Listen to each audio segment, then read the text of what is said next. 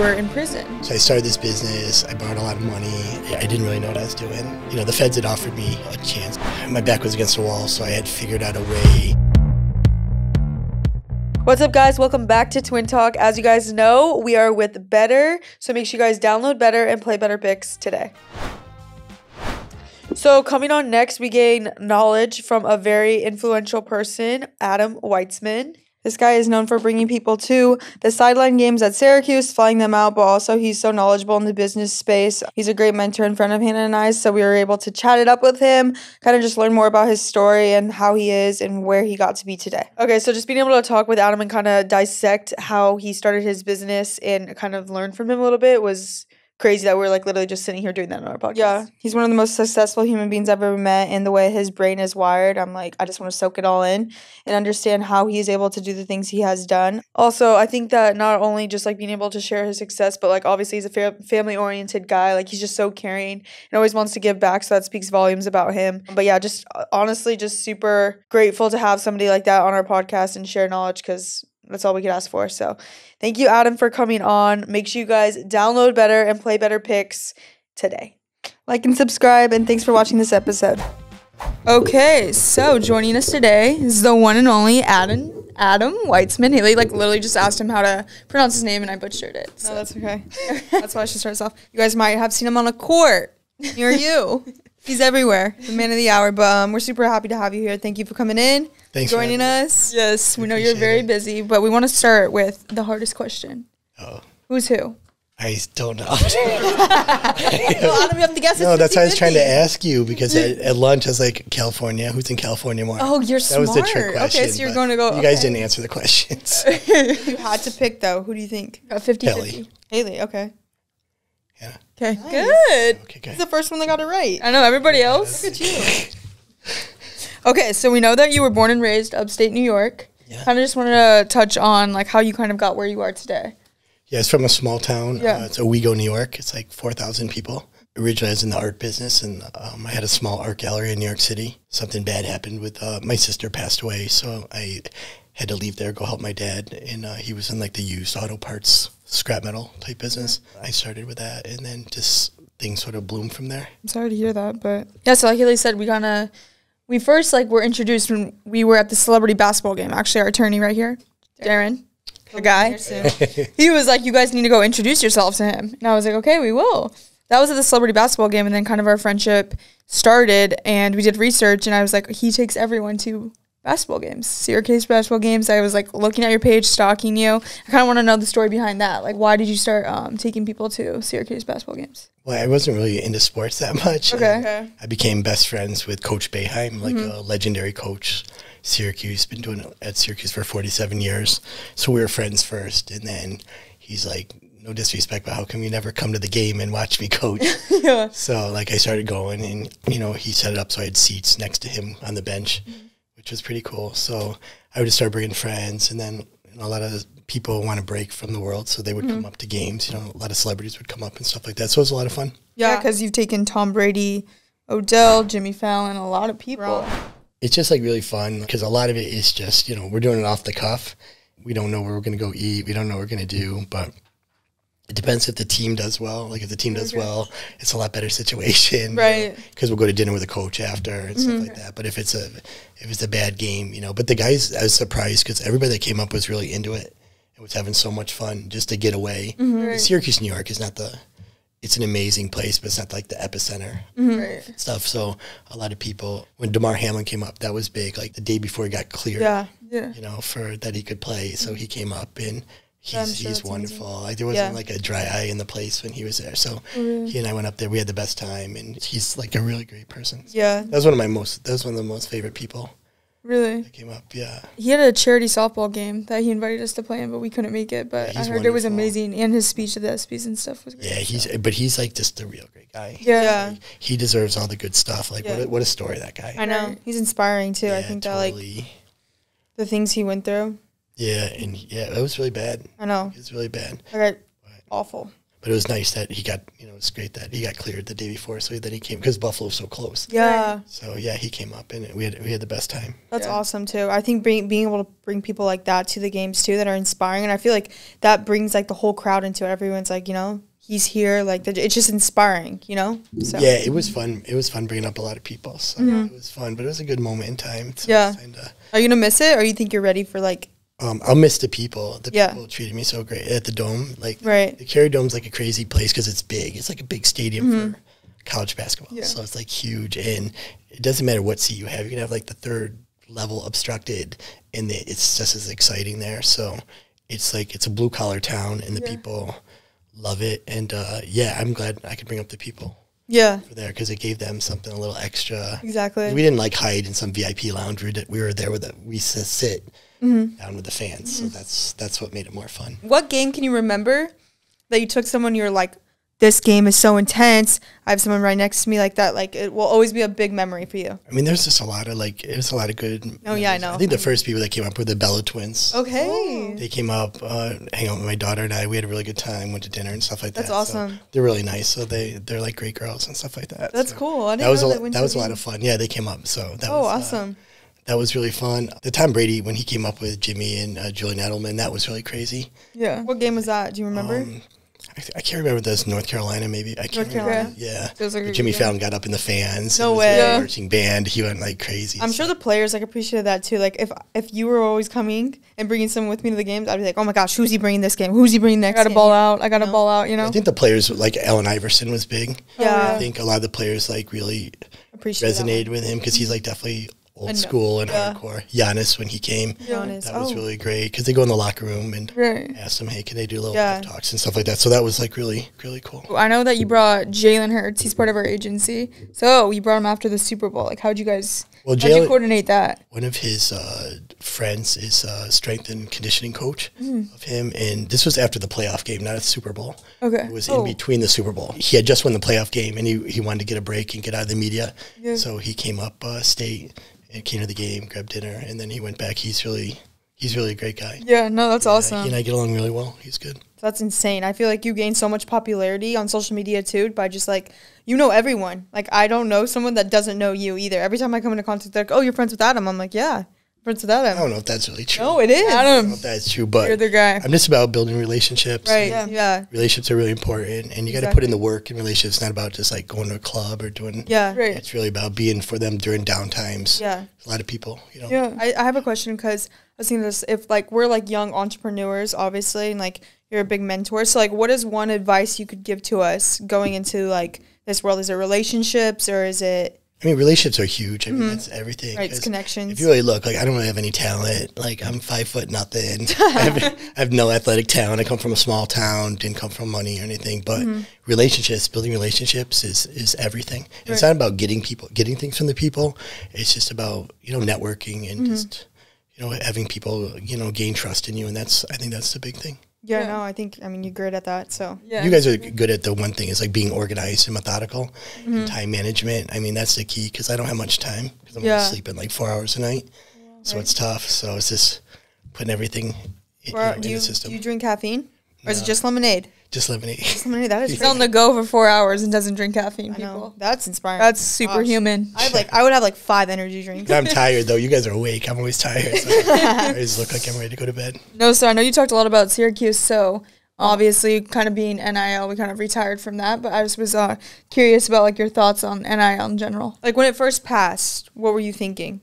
Just no disrespect, but I wasn't for NIL, and I'm not for the transfer portal. I think it takes away the organic part of the game, and now it's like a business, and talking to the kids, it's totally different now. And so no, I think people are surprised that, like, I never really said, but I was totally against NIL. It's just, I think it's great for the kids. I think the kids should get paid, but I definitely think it's the Wild West. The rules are very gray. You don't even know what the rules are. So yeah, I know. I think that. That's why I hired your friend, Darren. Darren's like best attorney in NIL in the world, so he tries to keep me out of trouble. Yeah. Oh, yeah. So. And he does a good job of that one, for sure. Yeah. The NCAA and everything. He tries to keep us out of trouble, too. A couple times. Yeah. More than not. But, yeah, I know that you talked about this, but you did do some deals with Syracuse players, correct, or no? Yeah, not recruits, though. These were guys that were already on the team. Okay, cool. These guys on the team, and they're really great kids. Yeah. And I love the kids. I mean, the kids are the best part. Yeah. So, and I love the school, love the fans, love the dome, love everything about it. You know, I just had issues with So you're stepping away. Yeah, I retired. You retired. Yeah. Okay, so we're all retired here. Yeah, I retired from the Syracuse thing. It's just the chancellor and I just didn't see eye to eye. We're just different people. I wish him the best and everything. The 3 coaches that are there now are like really good friends of mine. So I love those guys and I like want to help, but the 3 coaches are really solid. They can do it on their, they don't need me. I guess the chancellor, it's a bad loss for them, in my opinion. I never met the guy. Like, Yeah. It's crazy. no, but you're just a loyal man, so I think No, that I kind never- of shows who you are to your core, you know? I'm not going to sit and like trash a guy. It just Yeah. it was a bad marriage and we have different views. On, Oh, yeah. We have different views. It's really too bad because I love the program. I love the kids, love the community, and the community's great. I mean, the community's been amazing to me.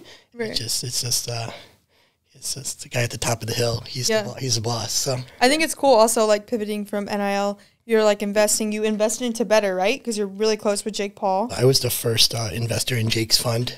Jake has the anti-fund. Right. So I think Better was part of the distribution with Jeffrey Wu, really smart guy from Stanford. Love those guys. Cool. Jake's a really great friend. You know, I go to all the fights with his mom and stuff. So good. We were talking about it at lunch. He was going to Dallas, and I was like, well, who do you think is going to win?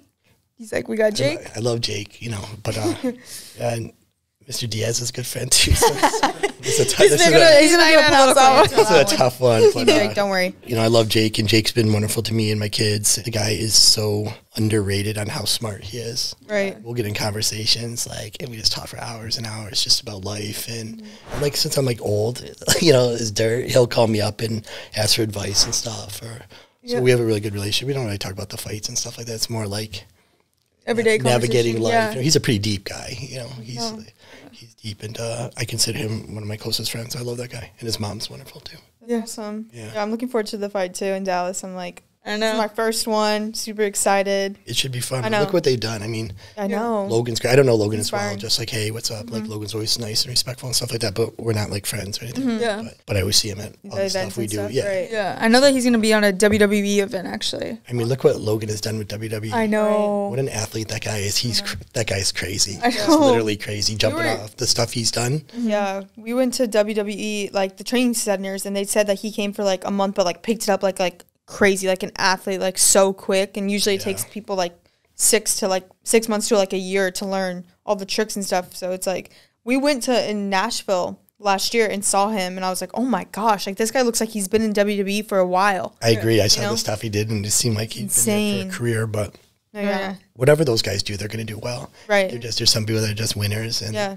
Exactly. those guys are winners. And I met the dad. He's like tough dude too. Like, his dad's tough. So I could see like growing up, they had, you know. It's really cool to see what they built. Like they started on Vine. I remember seeing them on Vine forever ago. It's really And cool. YouTube, they were like the vloggers. They're the OGs. Yeah, for sure. I didn't even know about them back then. Really? Yeah, no, not at all. So when did you first learn about them? A couple, 2-3 years ago, Jake and I met up and stuff like that. So it's really good. I know you were talking about like networking and connecting with people, and we recently just saw that you were at the Rubin's white party. Yeah, that's pretty Michael great. Rubin's, right? Yeah. So how was that great. experience? It's like next level crazy party. Yeah. I've never seen anything like. Your favorite party? It's just different, and you can't really call it a party. It's just that Michael Rubin guy is so smart and so organized and detailed. I like it too because nobody's bringing like the celebrities don't bring entourages or security.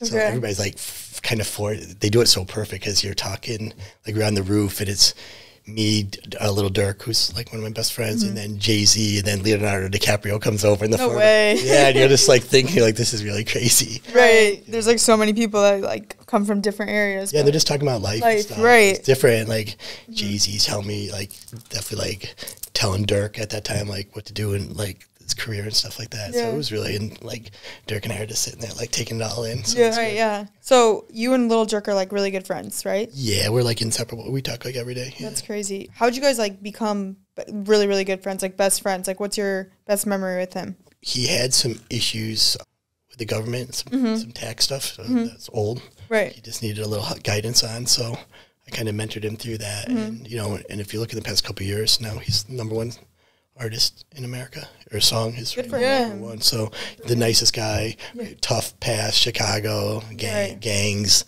really tough guy, you know, and now he's really trying to, he's not talking about, he's doing it, like, as kind as could be. Like, kindness scale, like, 1 through 10, like, 10. Really? Yeah, he's He's got the 10. He's got the 10. How many people get the 10? He's got the Adam's 10. Your manager got 9.6, so that's pretty good. That's high. Most managers, I get like 4.2. I was like, he texted us and said, Jeff got the 9.6 out of 10. Adam texted us, so I was like, well, we want the Adam's 10. 9.6 is really good. So I know we talked about life. I read that you were in prison. yeah. So I kind of want you to, I didn't really know that either. So I would love to like hear your experience with it. Yeah, in my 20s, like, Yeah. so I started this business. I borrowed a lot of money. I didn't really know what I was doing. Like, Okay. It was like I was kind of all over the place. My back was against the wall, so I had figured out a way that I could give myself like almost a legal loan. It's called check hiding. Sure. So you're making an illegal balance. Back in the day, like you wouldn't know today because say your check's clear in 1 day. But back then it was like 5 days. Okay. So I figured out I had to buy myself some time till this plant would get running. So I figured out this way that I had a 5-day float. So I worked until I gave myself a 5-day float. You were brilliant. But the word, no, it wasn't brilliant. No, brilliant is if I didn't go to jail for a year. Right. I know, So but it was still, kinda- just it was like kinda- think like that. You went for a year? Yeah, I was guilty. I mean, I was guilty, so it wasn't Right. anything. What was your like day-to-day life look like? I just didn't want to get beat up, so I just mopped floors the whole day. So I just like mopped and waxed the floors, and the feds had offered me a chance, but I didn't want to testify on anybody, so Yeah. I just thought it's just better to take the hit myself and move on. Yeah. Do you think it like helped make you the person you are today? Yeah, it was tough because lucky it wasn't the internet back then, but it was Okay. like the newspaper. So it was like on the front page of the newspaper, and the feds took everything. So like I was eating like cup of noodles and like pizza rolls. No lemonade? No lemon. Not maybe a little lemonade. They gave you lemonade good. But they took everything, so I had nothing. So it was hard to, and plus I owed the bank all the money too. So I had to like really like reach in deep, and my rule in life is just try never to be a pussy. So I had to like that's my Good thing I always rule. remember. So you just especially in gotta, prison. can't cry about it. Like I was guilty. I put myself in that position. So and do my time and then get out.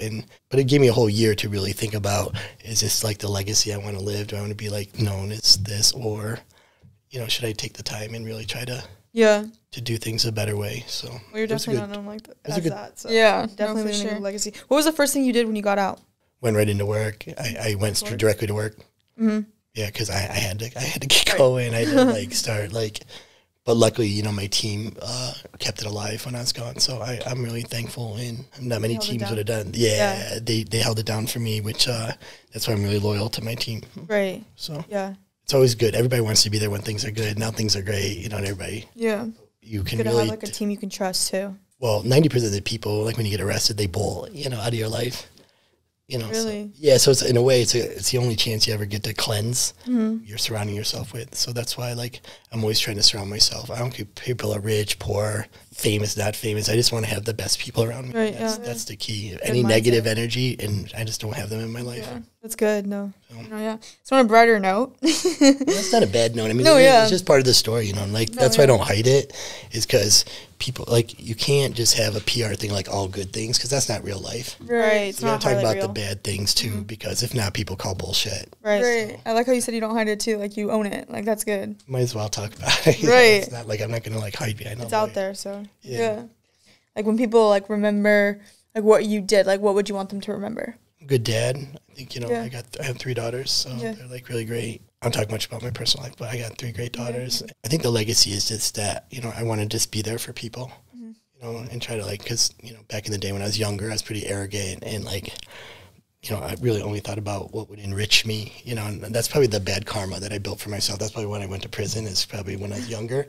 And when you only think about yourself, and it's how I treated people. Like, if it wasn't something for me, then it wasn't important. And now, when I try to do something for someone, I don't expect anything in return. Well, that's amazing. Yeah, that's insane. It sucks that I had to go to prison to learn that lesson, but I feel like a lot of people need to learn that lesson, though. I feel like it, so. this day and age, it just people have to be more giving than taking. Right. It's like, especially like in your industry, what you're going into, it's a tough one.